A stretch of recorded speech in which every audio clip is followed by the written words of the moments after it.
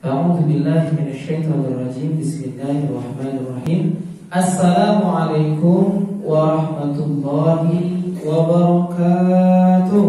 Waalaikumsalam warahmatullahi wabarakatuh. Innal hamdalillah nahmaduhu wa nasta'inuhu wa nastaghfiruh wa na'udzu billahi min syururi anfusina wa min sayyiati a'malina. Man yahdihillahu fala mudilla lahu wa man yudlilhu fala hadiya lahu. Wa ashhadu an la wahdahu la syarika wa ashhadu anna sayyidana Muhammadan abduhu wa rasuluh la nabiyya ba'da. Alhamdulillah, Bapak Ibu jamaah Masjid Raudatul Jannah yang sama-sama mengharapkan keridhaan Allah Subhanahu wa taala. Pertama-tama dan yang paling utama, marilah kita senantiasa bersyukur pada Allah Subhanahu wa taala. Karena apa Bapak Ibu? Karena kita masih diberikan kesempatan untuk hadir majelis ilmu, tadi bersujud kepada Allah Subhanahu wa taala di waktu subuh. Itu adalah nikmat yang sangat besar, nikmat yang sangat agung. Karena apa Bapak Ibu? Betapa banyak orang-orang yang telah meninggal dunia, yang diumumkan meninggal dunia mungkin hari kemarin, lalu dia di akhirat itu minta untuk bersujud lagi. Tapi apalah daya, waktunya sudah habis. Maka kita harus senantiasa bersyukur. Lebih-lebih lagi Bapak Ibu, telinga kita masih bisa mendengar, mata kita masih bisa melihat, kita masih diberikan udara pagi yang segar yang kita hirup. Coba Bapak Ibu semua dihirup. 1, 2, 3. Lewat hidung, keluarkan dalam mulut. Mampu nih. Nah itu kita penting Bapak Ibu selalu bersyukur kepada Allah Subhanahu wa taala. Karena apa Bapak Ibu? Ini cerita nyata nih Bapak Ibu. Sebelum kita masuk ke materi, ini cerita nyata Bapak Ibu. Teman saya, ini kita membahas satu nikmat yang dari Allah Subhanahu wa taala. Teman saya ada namanya Tribo. Nah, beliau juga memang boleh disampaikan sebagai dalam rangka kita mensyukuri nikmat melihat. Beliau itu diambil penglihatannya pada umur 15 tahun. Itu temannya Bapak Ibu, temannya itu iseng. Jadi kan dia di pondok, maksudnya guyon-guyonan Bapak Ibu. Pas tidur, mungkin kailullah itu pada hari Jumat juga ceritanya. Di situ Bapak Ibu pas tidur, temannya itu tidur kan, ya Mas Bowo ini, lalu dikasih kapuk matanya Bapak Ibu, dikasih kapuk bantal tuh Bapak Ibu.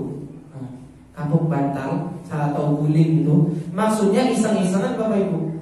Tapi ternyata setelah dia itu bangun, ternyata kapuknya itu masuk ke matanya Bapak Ibu. Masuk ke matanya. Setelah itu Bapak Ibu, apa yang terjadi? Ternyata pas bangun kok sudah dibucok-bucok terus, bucok-bucok terus. Kan itu mungkin masuk meresap dia meresap. Setelah meresap itu ternyata itu matanya itu udah merah-merah gitu. Terus lama-kelamaan setelah Jumatan langsung gelap Bapak Ibu.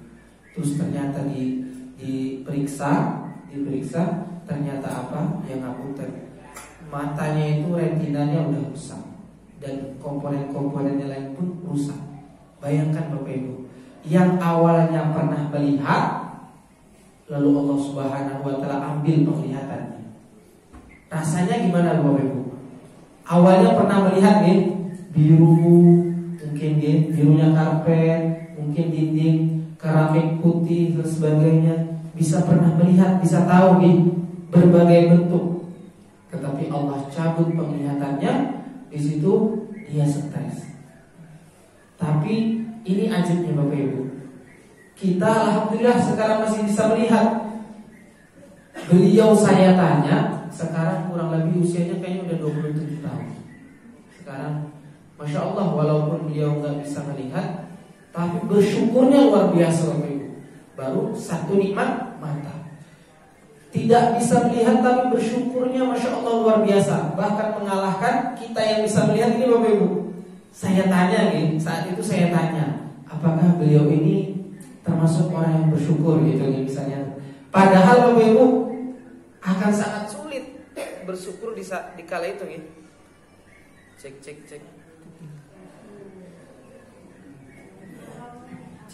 Nah, akan sangat sulit. Tapi Masya Allah, pas ditanya Bapak Ibu, "Bu, gimana pendapatmu? Allah Subhanahu wa Ta'ala ambil penglihatanmu ini." Ini jawabannya apa Bapak Ibu? Jawabannya luar biasa. Aku bersyukur kepada Allah Subhanahu wa Ta'ala. Kan saya saat itu sama teman-teman bertanya, lebih baik buta sejak lahir atau buta pas di usia pertengahan? Pernah melihat ya Bapak Ibu ya? Kalau dijawab sepintas, coba menurut kita Bapak Ibu, lebih baik mana Bapak Ibu? Tidak semua ya. Tapi kalau dibandingkan ya benar Bapak Ibu. Benar. Tapi kalau dibandingkan, lebih baik buta sejak lahir atau buta saat diambil pertengahan? Tentu rasa sakitnya nih Bapak Ibu, sebagai orang yang normal, tentu rasa sakitnya itu pas pertengahan nih Bapak Ibu. Karena udah pernah melihat indahnya dunia, Masya Allah, hijaunya sawah, birunya langit, birunya lautan, tapi tiba-tiba Allah angkat, Allah ambil. Tapi beliau menjawab, Masya Allah luar biasanya, ya aku lebih baik buta pertengahan. Karena apa? Karena katanya sebenarnya suara saya bisa kedengaran gitu. Nah, karena katanya apa Bapak Ibu? Karena Mas Bo tadi mengatakan kalau orang yang buta sejak lahir itu tidak mengetahui warna. Ini kadang mati hidup. Nah, insya Allah. Karena orang yang buta sejak lahir itu tidak mengetahui warna sama sekali, tidak pernah melihat sama sekali, sehingga tidak ada, mungkin imajinasinya kurang nih. Misalnya jenengan bilang, mungkin katakanlah ini HP warnanya apa? Nih, kalau orang yang buta sejak lahir nggak tahu warna HP ini hijau, dia nggak tahu hijau itu apa ya. Sama kayak misalnya karpet ini warnanya biru, dia nggak tahu biru itu apa.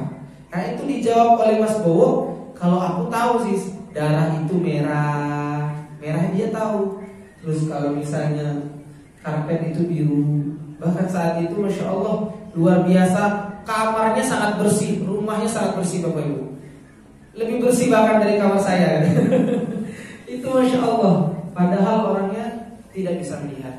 Nah inilah Bapak Ibu, apalagi maksudnya adalah kita yang masih bisa melihat, harus senantiasa bersyukur pada Allah Subhanahu wa Ta'ala.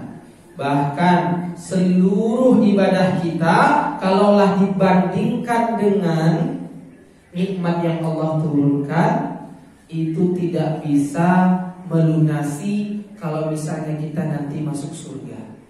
Itu tidak bisa. Kan ada ulama mengisahkan bahwa ya Allah, biarkan aku masuk surga karena amalku. Allah Subhanahu wa Ta'ala berfirman, tidak engkau masuk surga karena rahmatku. Tidak ya Allah, aku dari awal hidup sampai dari awal balik sampai akhir hayat, fa insyaallah semua track recordku dalam kehidupanku semuanya beribadah kepada engkau. Tapi apa kata Allah Subhanahu wa Ta'ala? Ternyata mari dihitung, setelah dihitung apa Bapak Ibu? Ternyata belum bisa melunasi satu nikmat mata. Maka dia menyerah, benar ya Allah, aku masuk surga karena rahmat-Mu. Nah, ini baru satu nikmat mata. Harus senantiasa bersyukur pada Allah Subhanahu wa taala. Monggo kita bersyukur sama Allah, kita bertasbih kepada Allah. Subhanallah walhamdulillah wa la ilaha illallah wallahu akbar wa la haula wa la quwwata illa billahil aliyyil azim. Yang kedua kalinya Bapak Ibu salawat serta salam kita aturkan kepada junjungan kita Nabi Agung Muhammad sallallahu alaihi wasallam, yang mana kalau sholat itu perintah Allah, berjamaah itu sunnahnya baginda Nabi Muhammad sallallahu alaihi wasallam. Sampai seumur hidup Bapak Ibu, Rasulullah sallallahu alaihi wasallam tidak pernah meninggalkan sholat berjamaah. Bahkan sampai beliau itu sakit, itu minta dipapah Bapak Ibu, minta dipapah oleh teman. Nah, kalau bapak-bapak, misalnya mas-mas yang laki-laki, maka sholatnya harus di masjid. Sholat 5 waktu berjamaahnya di masjid. Fa insyaallah itu dihitung keberkahan dari Allah Subhanahu wa taala. Gimana kalau ibu-ibunya? Kalau ibu-ibunya boleh ke masjid, boleh. Atau yang perempuan boleh ke masjid. Tetapi kalau misalnya di rumah juga nggak apa-apa. Tapi jangan mentang-mentang kalau di rumah nanti sholatnya bisa bolong atau molor. Okay? Nah, misalnya subuh kesiangan, zuhur kerepotan, asar di perjalanan, maghrib kecapean, isya. Nah, itu kan apa lagi Bapak Ibu? Jangan sampai ya Bapak Ibu. Apalagi siapa yang sholatnya itu kalau udah sholat zuhur mepet mau dekat asar baru sholat, sholat asar mepet dekat maghrib baru sholat. Nah, siapa Bapak Ibu? Nah, jadi kalau ibu-ibu walaupun sholatnya di rumah mungkin, kalau mau di masjid juga boleh, tapi kalau di rumah sholatnya usahakan tepat waktu. Alhamdulillah Bapak Ibu, itu penting. Nah, Bapak Ibu, kita insyaallah hari ini akan membahas tentang 7 karakter orang-orang yang akan sukses di dunia wal akhirah. Ini cukup nggak tahu ya. 7 karakter. Nah, Bapak Ibu yang sama-sama harapkan kepada Allah Subhanahu wa taala, karena saya lihat ada yang khusyuk, saking khusyuknya langsung molor. Coba Bapak Ibu sekarang kita kalau disapa, masih ingat gitu? Kalau disapa, apa kabar jemaah Masjid Raudhatul Jannah? Alhamdulillah, luar biasa. Allahu Akbar. Yes, yes, yes. Masih ada yang malu-malu, masih ada yang jaim, Bapak Ibu. Supaya badan kita olahraga Bapak Ibu. Olahraga kecil-kecilan gak apa-apa, insyaallah berkah. Coba Bapak Ibu, 1, 2, 3. Apa kabar jamaah Masjid Raudhatul Jannah? Alhamdulillah, luar biasa. Allahu Akbar. Yes, yes, yes. Bapak-bapaknya malu. Insyaallah Bapak Ibu, yang penting gak tidur. Kalau tidur nanti disuruh ke depan gitu ya. Nah Bapak Ibu yang sama-sama harapkan kepada Allah Subhanahu wa taala, Bapak Ibu, kalau kita hidup, yang kita cari dalam kehidupan itu apa Bapak Ibu? Bahagia. Apalagi Bapak Ibu, angkat tangan katakan saya. Ketentraman. Terus apalagi Bapak Ibu? Ridha Allah. Apalagi Bapak Ibu? Sehat ya Bapak Ibu. Apalagi Bapak Ibu? Nah, banyak. Pada intinya Bapak Ibu, kita semua ingin mendapatkan ridho Allah, ingin bahagia, ingin tentram, ingin sejahtera, ingin tenang, ingin damai, ingin rukun. Betul nih Bapak Ibu? Betul Bapak betul? Betul. Jadi Bapak Ibu, kita itu semuanya pada intinya benang merahnya sama. Jadi ada benang merah nih. Tapi usaha-usaha kita, pikiran-pikiran kita itu kadang yang beda-beda. Misal, ini supaya hidup lebih baik, mungkin saya besok harus usaha ini, harus usaha itu. Anak saya sekolah sini, sekolah situ. Betul nggak Bapak Ibu? Pikirannya gitu gitu. Ini anak saya mungkin kuliah UGM, kuliah UNY, mungkin saya kerja ini, saya mau jadi PNS, anak saya harus jadi PNS. Betul nggak Bapak Ibu? Betul. Jadi kita itu sering kali Bapak Ibu memikirkan bagaimana hidup yang enak, tapi lupa bagaimana kalau mati nanti mati yang enak. Padahal Bapak Ibu untuk mencapai kesuksesan, ketenangan, kedamaian, ketentraman, ridho Allah, maka kunci utamanya itu Bapak Ibu adalah mendekatkan diri pada Allah. Jadi kita boleh mungkin mikir usaha ini, mikir usaha itu, anak kita sekolah di sini, anak kita ke misalnya belajar di sini, boleh Bapak Ibu. Tapi pernahkah kita memikirkan bagaimana semakin hari keluarga kita makin dekat kepada Allah.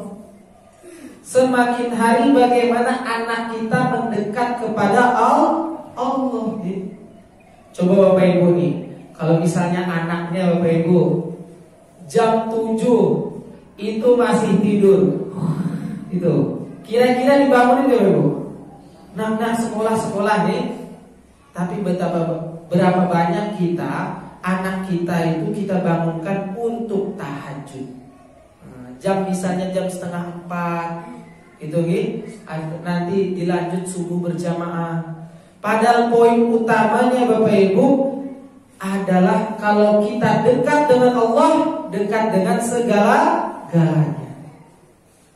Tapi jauh dari Allah, jauh dari segala-galanya. Segala-galanya ini artinya kalau dekat dengan Allah, dekat dengan segala-galanya artinya dekat dengan segala kebaikan. Tapi jauh dari Allah, maka kita akan jauh dari kebaikan. Maka poin utamanya Bapak Ibu, jangan terlalu pusing kita itu kerja di mana, anak kita nanti jadi apa. Tapi lebih pusinglah anak kita bagaimana dekat sama Allah, diri kita bagaimana dekat sama Allah, suami kita dekat sama Allah, istri kita dekat sama Allah. Fa insyaallah Allah Subhanahu wa taala akan mudahkan untuk Allah Subhanahu wa taala berikan kebahagiaan, ketentraman, ketenangan, kedamaian di dunia wal akhirah. Itu poin utamanya Bapak Ibu. Jadi dekat kepada Allah Subhanahu wa ta'ala. Mungkin ada yang bertanya, Mas Aziz, itu tetangga saya Mas, sholat aja enggak Mas? Sholat aja enggak, kadang sholatnya cuma Jumat aja, sama 2 hari raya. Terus misalnya anaknya itu wah gini-gini misalnya terus sebagainya, tapi kok hidupnya kaya Mas, misalnya gitu nih. Itu berarti apa Bapak Ibu? Berarti istidraj. Pernah dengar istidraj Bapak Ibu? Coba yang tahu istidraj angkat tangan ke atas saya. Ada yang tahu? Enggak tahu? Oh, belum tahu ya.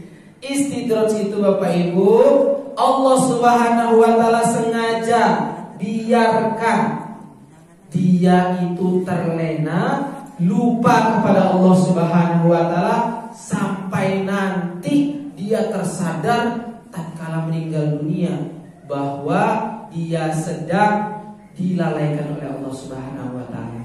Hati-hati Bapak Ibu. Karena apa Bapak Ibu? Karena dunia ini menurut Allah bagaikan sampah. Bagaikan sampah. Bahkan di dalam hadis Allah Subhanahu wa taala sampaikan tidak lebih dari sebelah sayap nyamuk. Nah, nyamuk ya. Nah, coba Bapak Ibu, misalnya Bapak siapa lagi Pak? Pak siapa? Pak Eri. Pak Eri.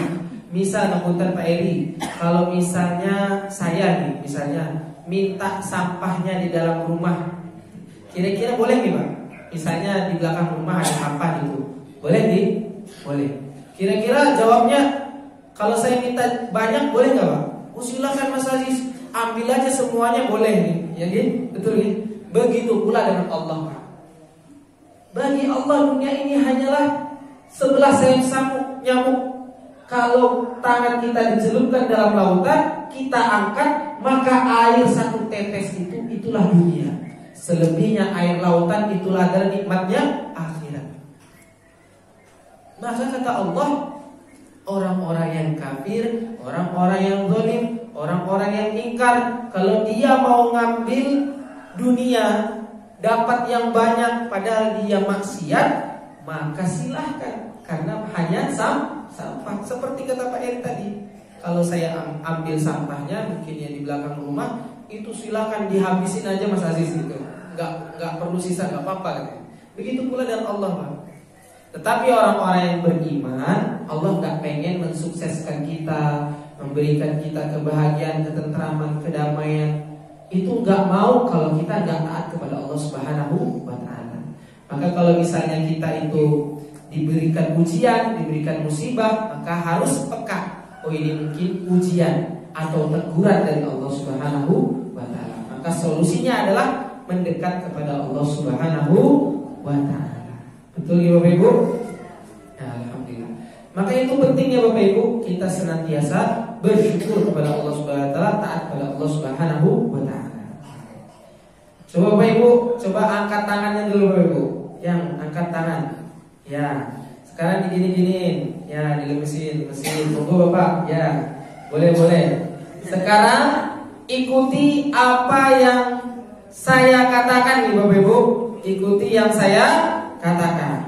Ya, coba sekarang Bapak Ibu lebih kencang, ya, semua angkat tangan. Yang nggak angkat tangan nggak dapat sayur, tolong didetek ya Bapak Ibu. Yang nggak angkat tangan nggak dapat sayur ya. Coba sekarang ikuti yang saya katakan ya. Coba sekarang pegang pundaknya. Dulu pegang pundaknya. Oh ada. Tadi ada yang ini ya. Ya sekarang ke tangan lagi. Coba. Sekarang pegang dagunya ya. Siapa yang pegang kinengnya? Dagunya Ibu. Ya, dagunya yang pegang keningnya. Harus fokus ya Bapak Ibu. Fokus nih. Coba sekarang, karena kita kemarin habis kurban, sekarang game kedua ya. Sekarang coba ikuti yang saya katakan. Siap ya? Siap. Fokus. Kemarin kurban berapa Pak sapinya? 8, Masya Allah. Luar biasa. Kambingnya 10. Insyaallah. Kita permainan ini. Coba sekarang ikuti yang saya katakan. Coba sekarang sapi.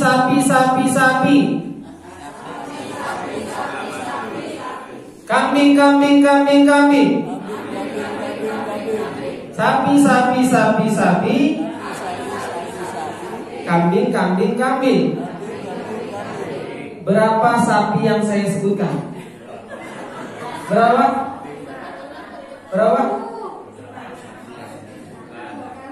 Ini nggak fokus ini. Nah, coba sekarang ya. Sapi. Kambing. Berapa kambing yang saya sebutkan? Kurang fokus lagi. Terakhir ya. Yo, sapi.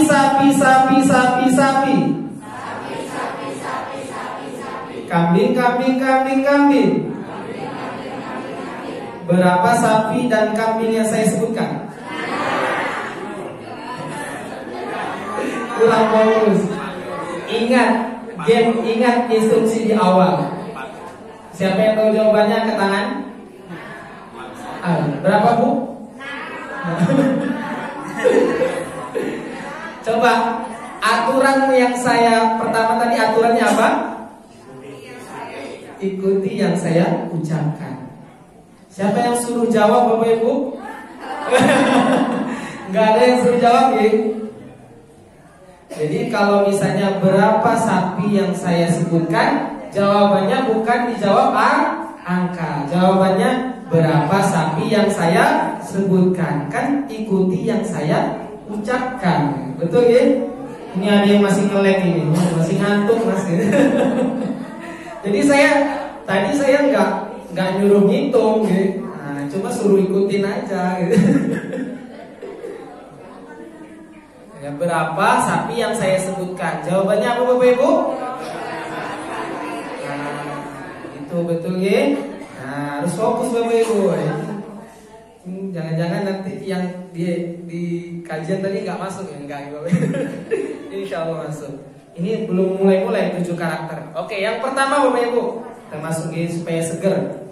Yang pertama, beriman pada Allah dan Rasulnya. Coba Bapak Ibu, ada yang tahu berapa penduduk dunia yang beriman kepada Allah Subhanahu wa taala kurang lebihnya? Ada survei yang mengatakan. Angkat tangan. Berapa Bapak Ibu? Berapa Pak Ibu? Kurang lebih ada 7 miliar. Kurang lebih. Tapi itu kalau nggak salah penelitian tahun 2010. Kayaknya sekarang insya Allah mungkin bisa lebih, ya bisa kurang ya. Kurang tahu kalau penelitian.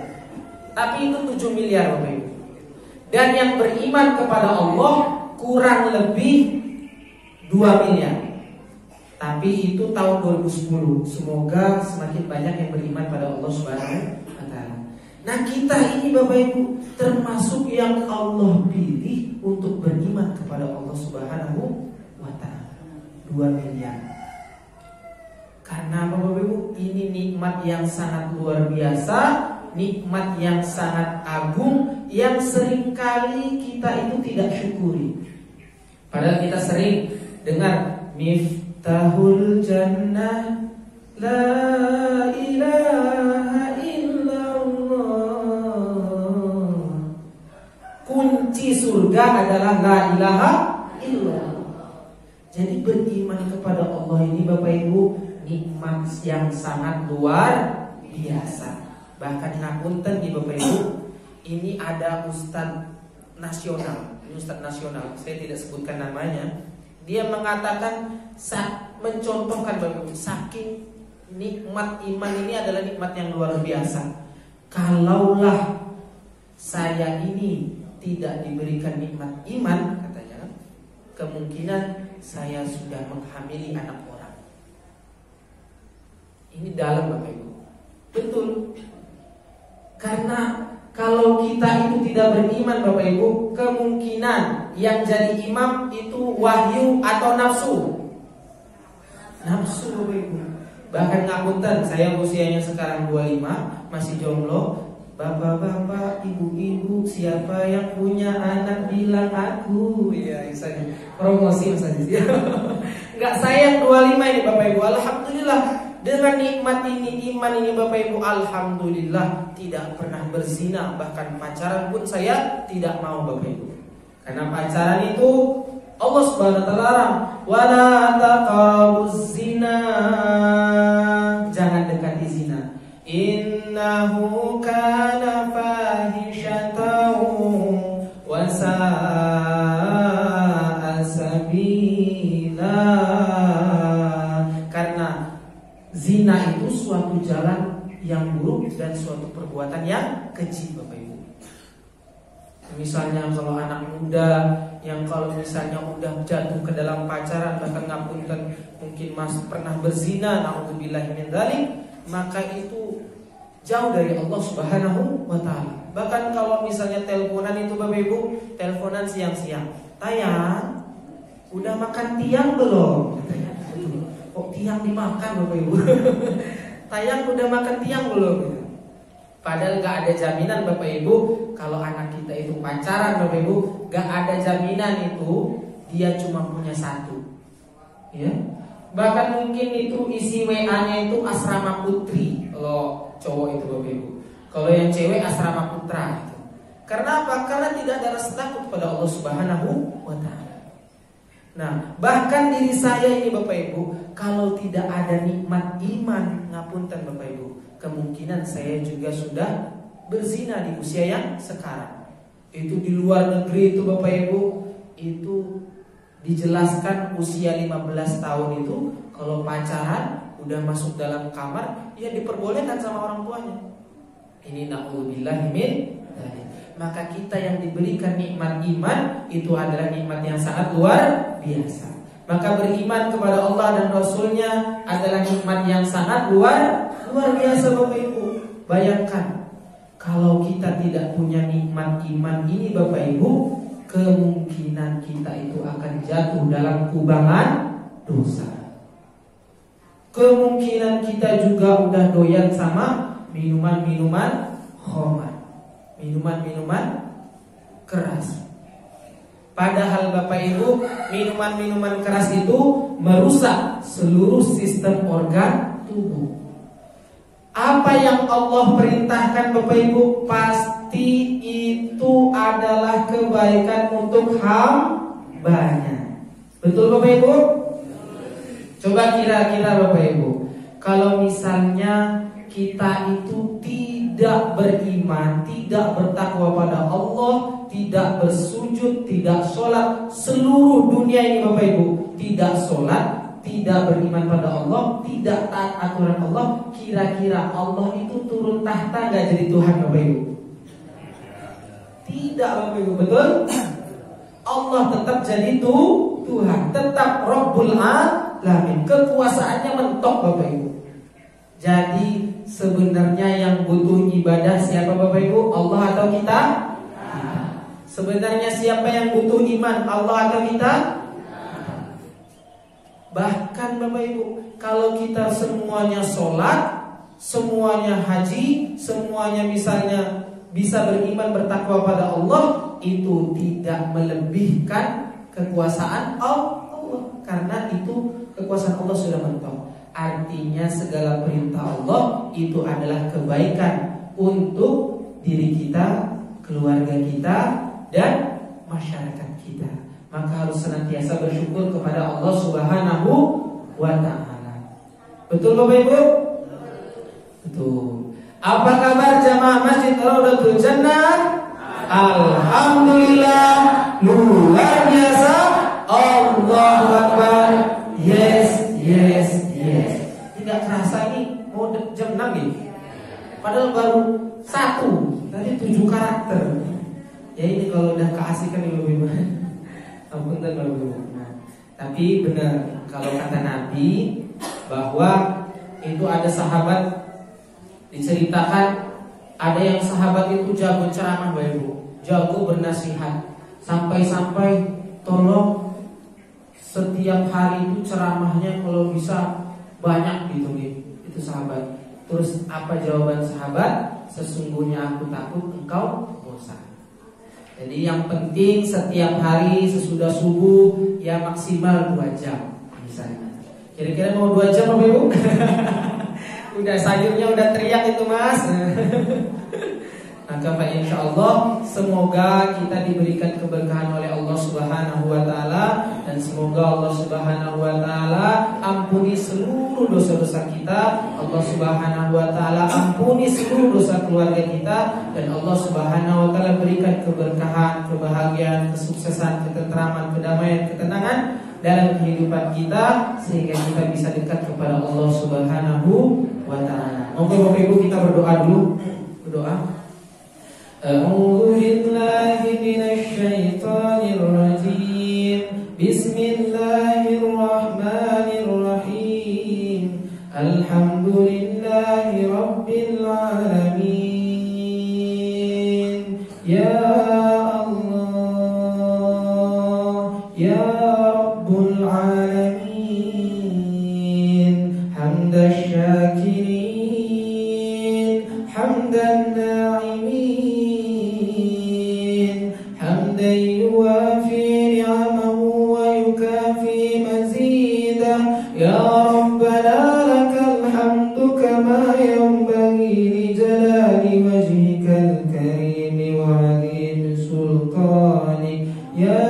Allah. Ampunilah dosa-dosa kami ya Allah.